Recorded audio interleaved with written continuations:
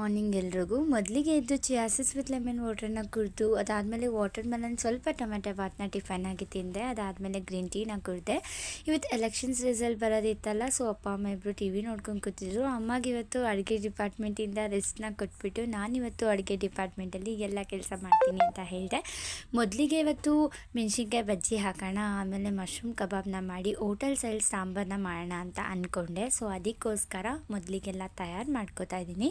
ಮೊದಲಿಗೆ ಹೋಟೆಲ್ಸಲ್ಲಿ ಸಾಂಬಾರನ್ನ ರೆಡಿ ಮಾಡಿಬಿಟ್ಟೆ, ದಾಲ್ ಸಾಂಬಾರನ್ನ. ಈ ರೆಸಿಪಿನ ನಾನು ಆಲ್ರೆಡಿ ಹಾಕಿದ್ದೀನಿ ನೋಡಿ.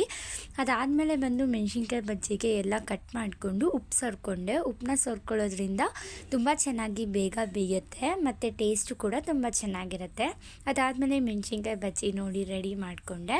ಅದಾದಮೇಲೆ ಮಶ್ರೂಮ್ ಕಬಾಬ್ನ ಕಲಸಿ ಹಾಗೆ ಇಟ್ಟು ಮಾಡಿಕೊಂಡು ಮಾವ್ನಿನ ತಿಂದು ಕೇಕ್ ತಂದಿದ್ರು ಅಪ್ಪ ಅಂತ ಅದನ್ನು ತಿಂದು ನೈಟಿಗೆ ಬಂದು ಚಪಾತಿನ ಮಾಡಿದ್ದೆ. Good night.